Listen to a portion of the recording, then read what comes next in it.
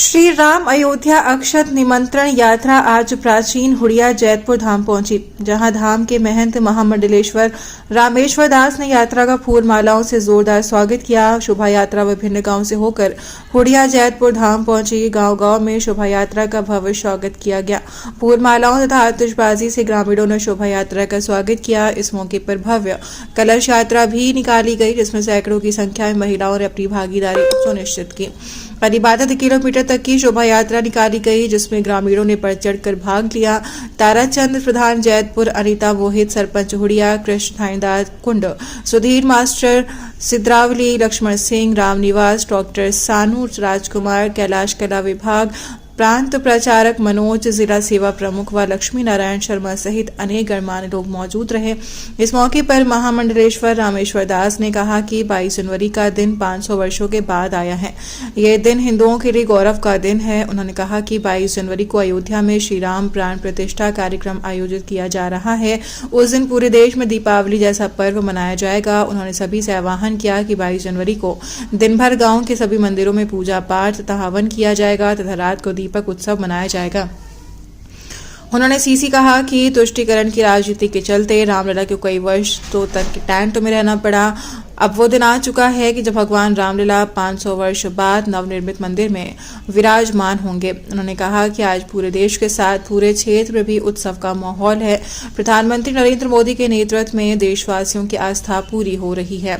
22 जनवरी को हुड़िया जैतपुर धाम में भी दीपक जलाने सहित अन्य भव्य कार्यक्रम आयोजित कर उत्सव मनाया जाएगा। उन्होंने कहा कि 22 जनवरी के कार्यक्रम को लेकर ग्रामीणों के साथ साथ युवाओं में भी भारी उत्साह है। लोगों में कितना उत्साह है, इस बात का प्रमाण आज भी शोभा यात्रा में देखने को मिलता है।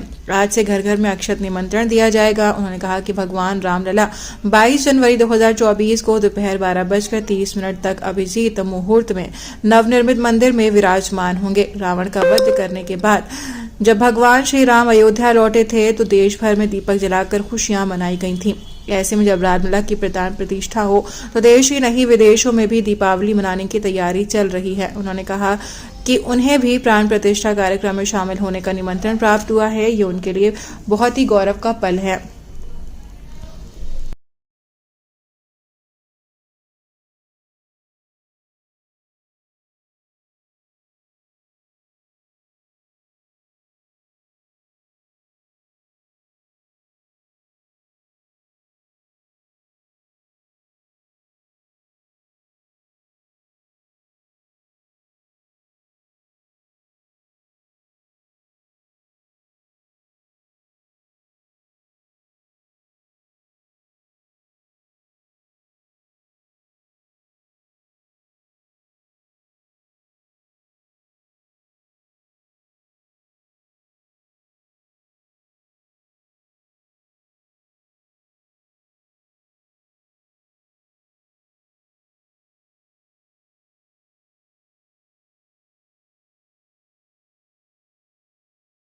प्रोग्राम था वो हमारा काठवास बस स्टैंड से शुरू करके उड़िया खुर्द गांव में आए।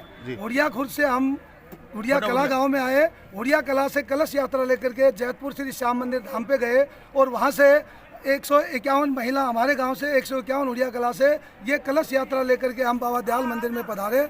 और इस आज के आयोजन के बारे में मैं आपको बता दूं, जब चंदा एकत्रित करने की बात आई तो संघ के लोग मेरे पास पहुंचे कि प्रधान जी आप इन 8 गांवों से चंदा एकत्रित करवाओ। तो मैंने वो 10 रुपए की रसीद, 50 रुपए की रसीद, 100 रुपए की रसीद, 500 रुपए की रसीद उन्होंने मेरे को दी और मैं उनके साथ यहाँ बाबा दयाल मंदिर पहुँचा। महाराज जी से निवेदन किया, महाराज जी रामलला मंदिर के लिए चंदा एकत्रित करने के लिए टीम आई हुई है, क्या हम भी कुछ योगदान करेंगे। महाराज जी ने निसंकोच मुझे बैठाया और कहा प्रधान जी मैं तो एक राम मंदिर तो यहाँ भी बना रहा हूँ 200 फुट बरामदा। लेकिन फिर इन्होंने कहा बताओ क्या दें। तो उन लोगों ने कहा जो आए थे चंदे के लिए मेरे पास कि महाराज जी जो आपकी श्रद्धा वो दें।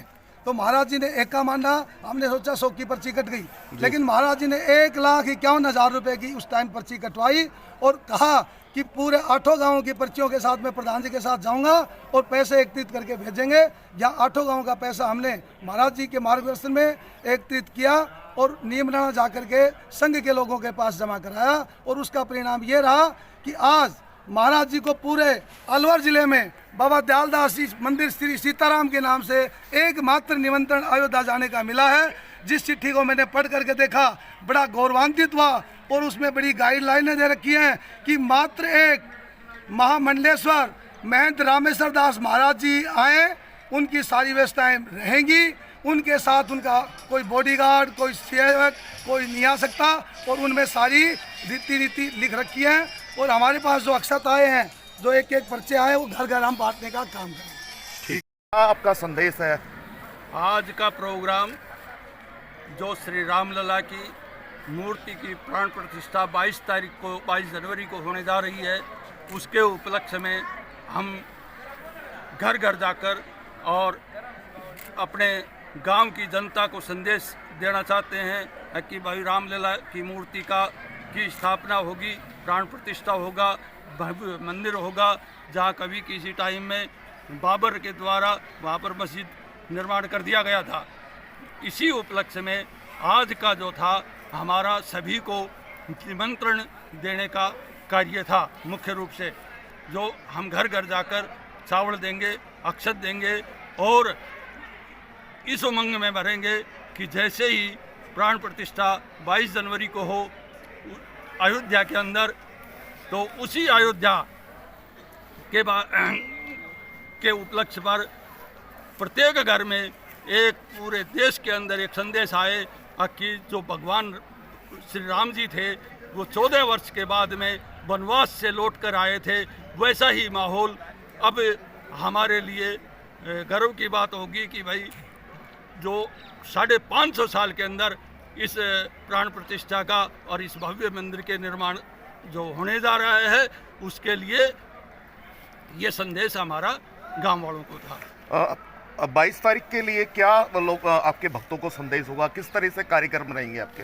22 तारीख के लिए हमारे ये जो आज का जो कार्यक्रम था वो प्रत्येक घर के अंदर चावल और आमंत्रण पत्र सौंपना था जी। और हमें उनको मोटिवेट भी ये करना है कि वे 22 तारीख को हम अपने घर पर रात के समय पर दीपक जलाएं, दिन में हवन वगैरह करवाएं और एक बहुत बड़ी खुशी का इजहार पूरे विश्व को मिले इस टाइप से। और एक पुनः जैसे दीपावली के रोज़ हिंदुस्तान में या पूरे भारतवर्ष में हर घर पर दीपक जलाए जाते हैं, जगमग रोशनी होती है, ठीक उसी प्रकार से इस 22 तारीख को भी उसी उत्सव को पुनः मनाते हुए हम ये संदेश दें विश्व के अंदर कि ताकि पूरा विश्व देख सके कि रामलला के प्राण प्रतिष्ठा जो हुई है वो बिल्कुल सही हो रही है, हिंदुओं की भावना के प्रति हो रही है। ये संदेश हम देना चाहते हैं। गुरु जी 22 तारीख को आपको निमंत्रण मिला है, आप अयोध्या जाएंगे, कैसा महसूस कर रहे हैं आप? मैं तो काफ़ी बढ़िया गौरवान्वित समझ रहा हूँ। जो 550 साल से जो लड़ाइयाँ चल रही थी और पूरे पहले तो 7000 व्यक्तियों के आमंत्रण पत्र थे, अब 8000 व्यक्तियों के हैं, 1000 और बढ़ गए उनमें। तो काफ़ी गौरवान्वित महसूस कर रहा हूँ कि जो 8000 व्यक्तियों के अंदर मेरा भी एक छोटा सा नाम आया, जो हम इसके लायक नहीं थे, लेकिन फिर भी वो आमंत्रण पत्र मेरे को मिला है, तो उसके लिए तो काफ़ी गौरवान्वित महसूस कर रहा हूँ मैं।